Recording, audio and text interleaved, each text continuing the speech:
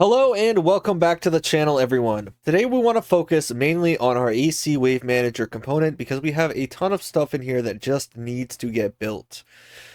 So we're going to just go ahead and start slamming this out as quickly as possible. Some of this might not make a whole lot of sense, but it's what we're going to do. So we already have our end wave event, and we don't have our end wave event. We need a custom event here called end wave. This is going to be what gets called at the end of a wave to basically make sure that everything else kind of happens. We need another custom event called Clean Up Enemies. Clean Up Enemies is just going to be the first thing that gets called from end wave. And why everything highlighted. Clean Up Enemies. We need a few variables to make our game work, so we're going to go ahead and make those now. We need an active ACTIV. We need an active enemies integer, which needs to get reset here. We need an enemies spawned integer. Enemies spawned. Because we're going to have to keep track of all these things as we are spawning enemies into the game. We need an enemies killed integer. This is going to determine whether or not we finish the wave. This all needs to get reset at the end wave function.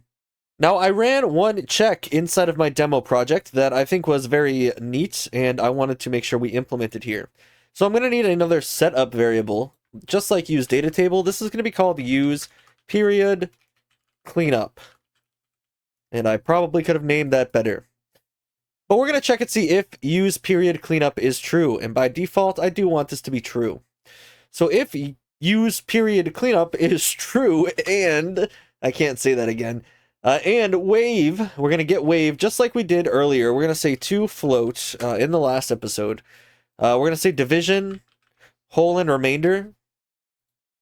And we're going to make the divisor 10.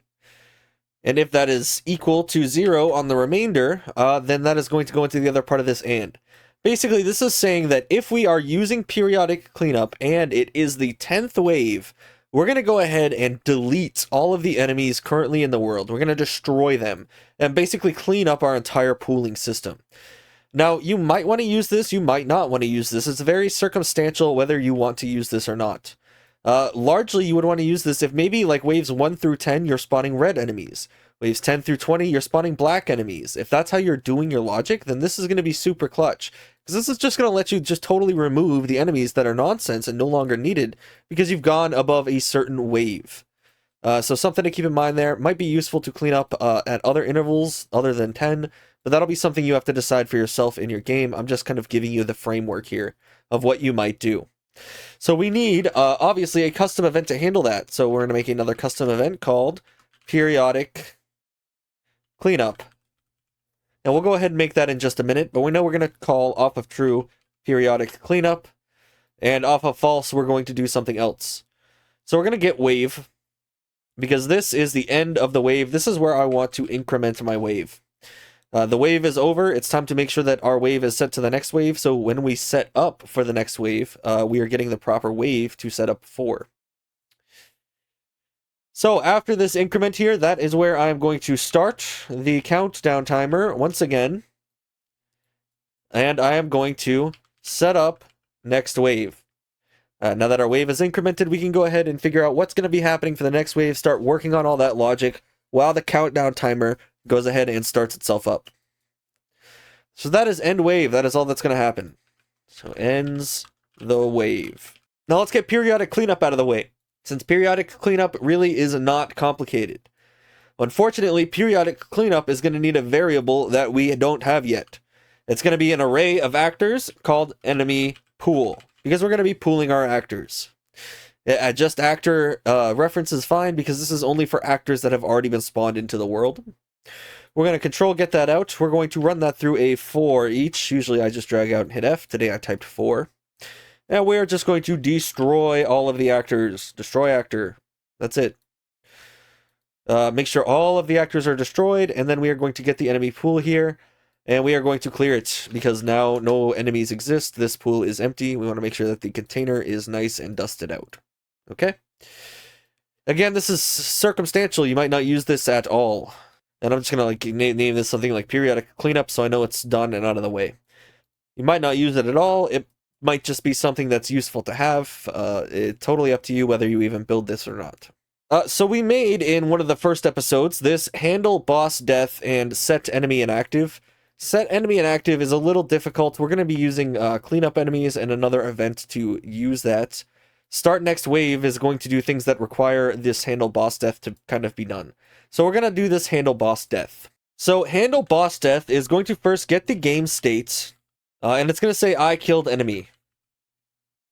Because the game state needs to be updated that an enemy has been killed, and if you remember when we made the game state, we made the BPI for it, and this is what we're finally calling here. We're going to need a timer handle for our spawn timer. Spawn timer handle. And this is just, I duplicated the countdown timer handle. It's just of the type timer handle. We're not going to build that in this episode, but we are going to use that to see is valid timer handle. And if this spawn timer handle is valid, then we're still spawning enemies. But because of the way we set this up, once we've killed the boss, it's time to end the wave. We don't want to keep spawning enemies. We want, it's wave over. We killed the boss. We're not doing anything past that with bossing specifically, right? So if that is true, we're going to take this and we're going to clear and invalidate the timer by handle because we no longer want to be ticking, no longer spawning enemies. And then we are going to call what we just made called end wave. Because now the wave is over, we need to go ahead and set up for the next wave because we killed the boss, right? And that routes off of the true and the false. Okay, that's all that's going to happen on handle boss death. I know, it was pretty underwhelming. So let's go ahead and work on the clean up enemies and handle enemy death functions. So set enemy inactive.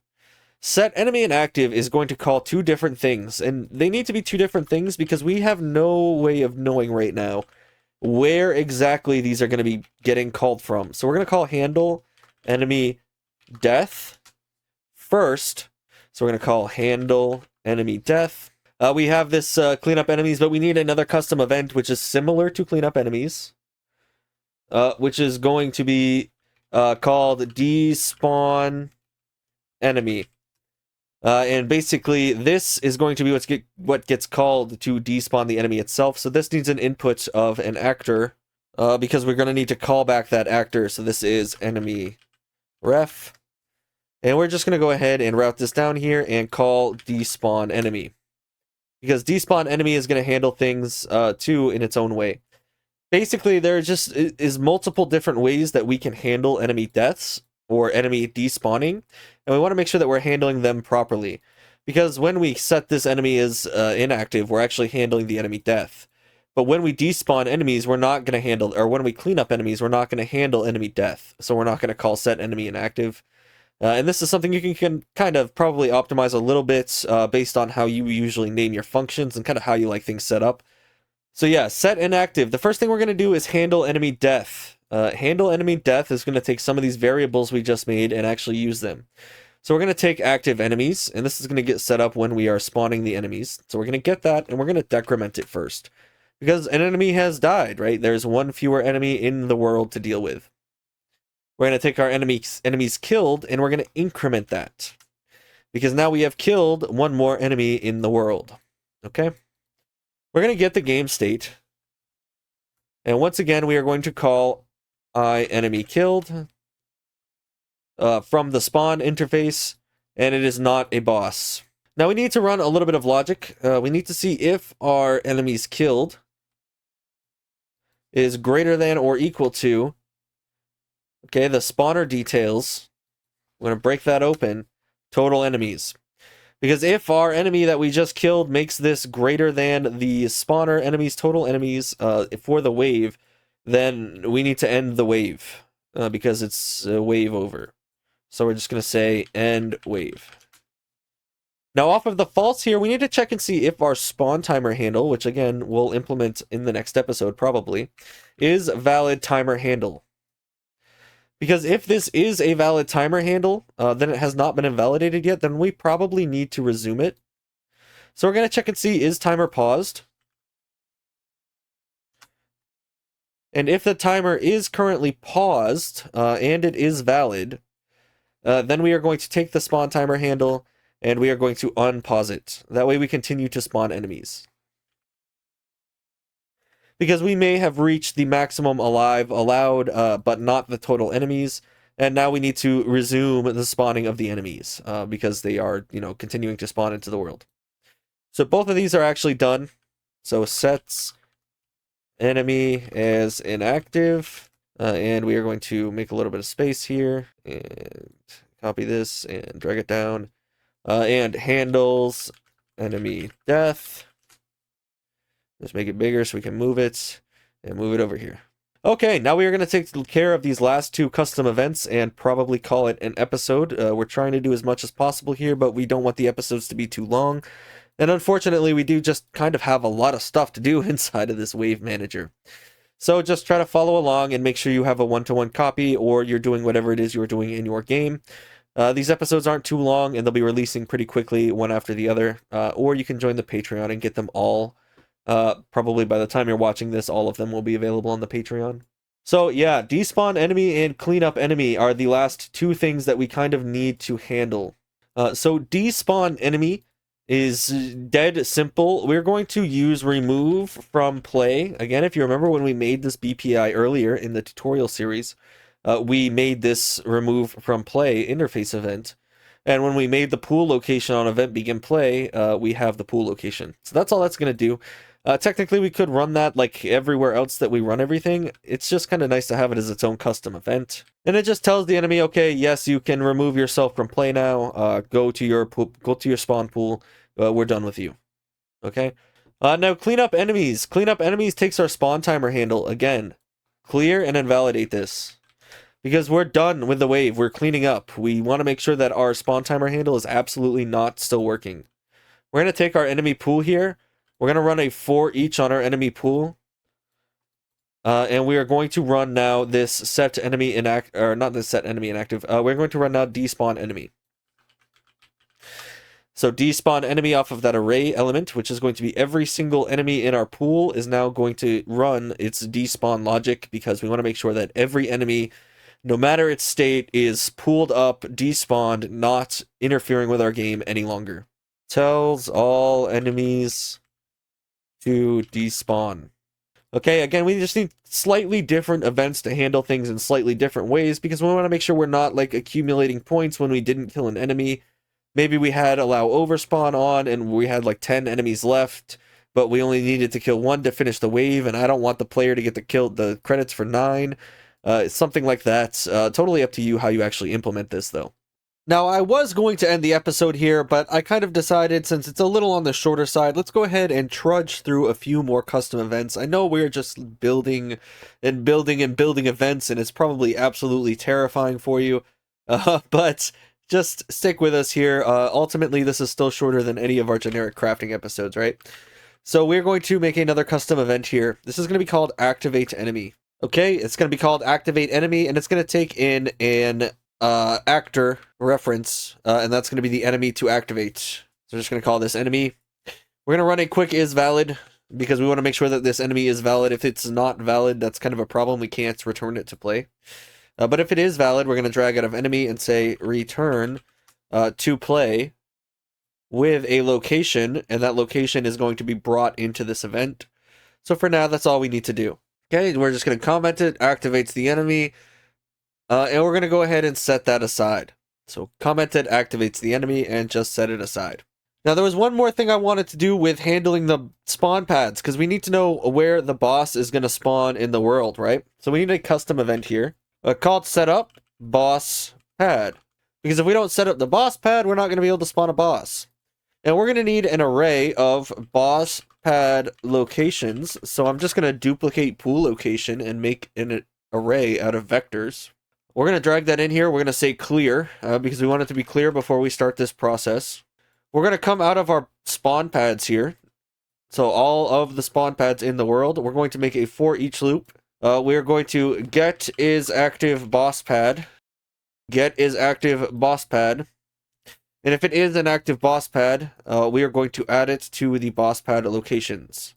So we're going to add a new vector of the actor location. And this is just kind of allowing us to gather up all of the existing boss pads and not have to worry about like a single one. We can get a random one out of here. So we're going to comment that. That's done. And now I have one more event in here that I actually want to go ahead and make today. And we're not going to be implementing it, but we are going to be making it. And this is going to be called Spawn Boss. Spawn Boss is going to need two inputs. It's going to need a actor class of soft class reference, which is going to be the boss class. And it's going to need a location, because we need to know where we want this boss to spawn. So with soft asset references, we have two ways of basically loading them in, and we're going to be doing a lot of this in the next episode. We have async load class asset, and we have load class asset blocking. For my boss, I want to make sure that we are spawning the boss in fully when this happens, because if the wave somehow starts before the boss is spawned, we are SOL. So we're going to cast to actor. And normally it would probably be fine to go ahead and do this async if you have like 40 seconds between your wave. It might be okay. Or if we call spawn boss earlier, we might do some finagling to get out of this load asset blocking. But for now, we're just going to do it as blocking to kind of get us used to this. We're going to spawn an actor from class. That class is going to be the actor class. This is kind of important because when you load an asset blocking, you get an object. An object can't spawn an actor properly, so you need to cast to the actor class. This is still going to be whatever boss class we've put in and assigned in our data table as the BP enemy boss, right? It's just going to be represented as a generic actor class, which lets us do pretty much whatever we want with it. We're going to come out of here, we're going to just make transform, or you can split it, and we're going to use location. That way we don't have to do any complicated location logic here. We'll make sure that's already set up for us, and we'll just be spawning the boss wherever it is supposed to be. And then we want to make sure that the boss is actually returning to play with that location again. So technically you don't even have to set the spawn transform. We could just leave this empty. And that might be a little bit cleaner for you, or you can add the location in the spawn transform. It's not going to hurt anything. But we do need to run I return to play because we need to make sure that the boss is getting its health values and everything set to what it is supposed to be. Now in the future, if we expand on this tutorial, we'll probably expand on the I return play to have like more details about health and speed and stamina and all sorts of other stuff. But for now, we just need to know that it is returning it to play, which is going to set the health back to 100. And then we're going to be able to defeat the boss. Otherwise, we'll just have a boss in here that will be invincible. And it'll be really annoying. So we're going to comment that, and we're just going to say spawns the boss. Again, none of these events are too complicated. We are just doing so many of them that it takes a little while to actually get everything implemented properly into the components. So now that we have all that, I think we can actually go ahead and start the next wave. Because start next wave isn't actually a very complicated function. Start next wave needs to take our spawner details, so we're going to get that. We're going to break the spawner details, and we need to know if this is a boss wave. So we're going to branch on boss wave. If this is a boss wave, we need to first set up boss pad. Because our spawn pads should already be set up. We don't want to call set up boss pad after spawn pads. And if it is not a boss wave, we are just going to start spawning. But we don't have that event yet, so we're going to make a new custom event called start spawning. And we'll worry about that in the next episode. We just need to know that we're going to call start spawning, so that's everything in the world starts to spawn. Now on setup boss pad, we need to see if this is only boss. We're going to branch again on only boss. Now if that is false, if it is not only boss, we need to also start spawning. Okay, we need to also start spawning right here. Now if that is true, we are going to try to get a boss pad location. So what we're going to do off of true is just spawn the boss. And again, it might be a little bit better to actually pre-spawn the boss and make them idle or waiting or something like that. We'll kind of get into that maybe at the end of the series when we try to optimize a little bit more. But for now, we just need to know that our boss class is getting pushed into this spawn boss function. And we need a way to determine the location of that. So we're going to get these boss pad locations that we just set and set up boss pads. We need to see if this is empty. If this is empty, we actually need to select our location. So we're going to run a select vector. Just for now, if this is empty, then we don't want to get a random out of it. If it is not empty, then we want to get a random array item out of it and put that in B. If it is empty, we are just going to get a random spawn pad, and you might just want to run a branch with like a fail and a breakpoint to not do anything if this is failing because you want to be using these. I figure it's not a big deal if it fails. We can kind of spawn the boss almost anywhere.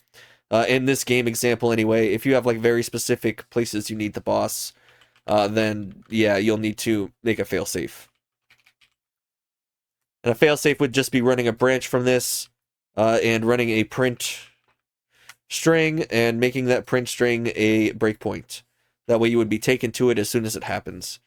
But if we need to test that later, we will test that later. For now, we're just going to run get actor location on a random spawn pad. So not 0 random spawn pad. And use that in the select vector to spawn the boss.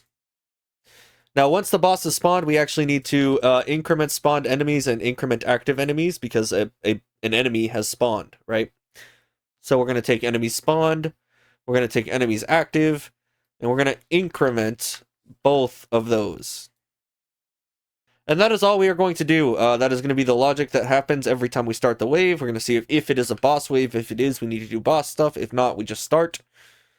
So we're going to comment this and say starts the wave, and we're just gonna move this over to the side because it's done.